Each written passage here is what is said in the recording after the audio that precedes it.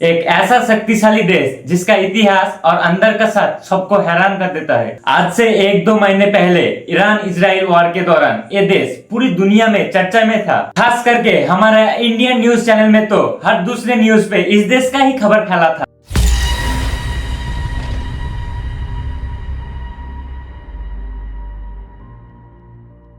तो आइए दोस्तों, आज की इस वीडियो में ईरान के बारे में गहराई से जानते हैं। एक ऐसा देश जो तेल से अमीर बना, लेकिन पॉलिटिकल हाल कभी भी सिंपल नहीं रहा। ईरान एक ऐसा देश है जिसका इतिहास, राजनीति और भविष्य सब कुछ एक मिस्ट्री की तरह है। वीडियो को आखिर तक जरूर देखना, क्योंकि ईरान सिर्फ न्यूज में आने वाला एक सिंपल सा देश नहीं है। ये एक कहानी है ताकत, विरासत और बदलाव की। तो चलिए शुरू करते हैं ईरान का बेसिक डिटेल से। ईरान एशिया का वेस्ट पार्ट में आता है, जिसे हम मिडिल ईस्ट कहते हैं। ये देश पूरी दुनिया में आयतन के मामले में 17 नंबर पे आता है। ईरान का कैपिटल है तेहरान।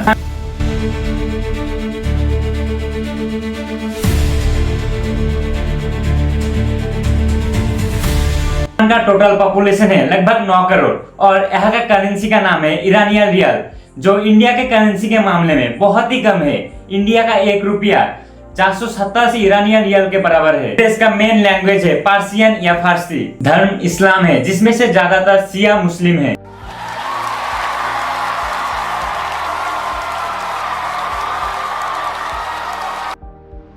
ईरान अपने चारों तरफ टोटल 7 देशों के साथ अपना बॉर्डर शेयर करता है। पश्चिम में इराक, उत्तर पश्चिम में तुर्की और आर्मेनिया, उत्तर में अजरबैजान, उत्तर पूर्व में तुर्कमेनिस्तान, पूर्व में अफगानिस्तान, उत्तर पूर्व में पाकिस्तान। हर देश के साथ संबंध अलग है, कुछ देशों के साथ फ्रेंडली, कुछ देशों के साथ स्ट्रेटेजिक।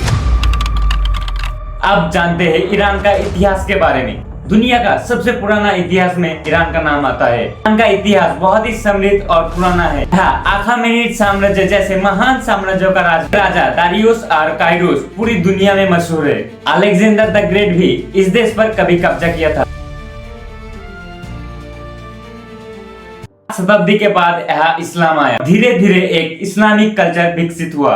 20 शताब्दी में ईरान एक राजतंत्र था, जहाँ पर जहान शाह का राज था। लेकिन 1979 में एक बहुत ही बड़ी इस्लामिक रिवॉल्यूशन हुआ, जहां पर शाह का सरकार गिर गई।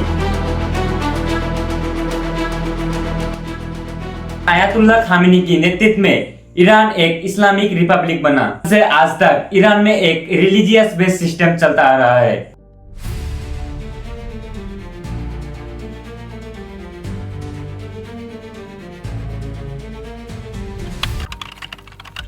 अब जानते हैं यहाँ का वर्तमान हालात, जैसे सरकार, इकोनॉमिक्स, टेक्नोलॉजी। ईरान का शासन व्यवस्था थोड़ा अलग है। यहाँ प्रेसिडेंट तो होता है, लेकिन असली पावर सुप्रीम लीडर के पास होती है, तो एक रिलीजियस हेड होता है। इकोनॉमी की बात करें तो ईरान तेल और गैस के मामले में बहुत ही अमीर है, लेकिन वेस्टर्न प्रतिबंध के कारण उसकी इकोनॉमी कई बार गिर गई है। इसके चलते इस देश का आम लोगों को बहुत सारे प्रॉब्लम को फेस करना पड़ता है। सामान का महंगाई और बेरोजगारी एक बहुत ही बड़ा समस्या है। ईरान एक सुंदर और ऐतिहासिक जगह है। पार्सेपोलिस, सिराज, इस्फहान जैसे शहरों में बहुत सारे टूरिस्ट स्पॉट है, लेकिन पॉलिटिकल टेंशन और इंटरनेट सेंसरशिप की वजह से इसे हम पूरा पोटेंशियल अचीव नहीं कर पाता। ईरान का न्यूक्लियर प्रोग्राम भी काफी कंट्रोवर्शियल है। देश में इंटरनेट पर स्ट्रिक्ट कंट्रोल है और लोग अक्सर VPN के जरिए सोशल मीडिया का यूज करता है।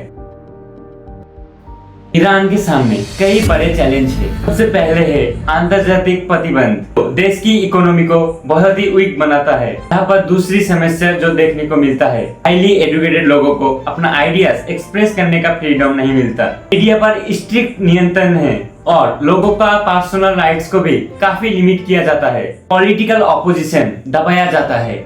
सब लोगों में फ्रस्ट्रेशन के कारण बन गया है।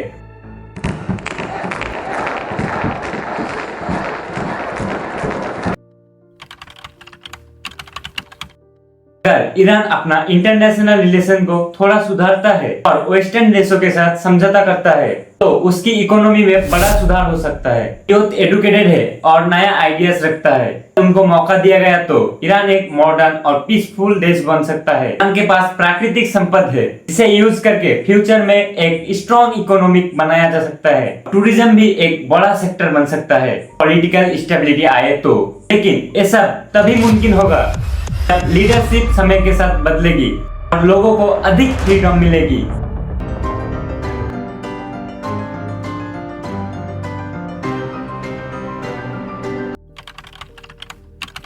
ईरान एक ऐसा देश है जहां पर एक तरफ इतिहास और विरासत है तो दूसरी तरफ पॉलिटिकल टेंशन और समस्या है। हर समस्या के बीच एक समाधान जरूर होता है।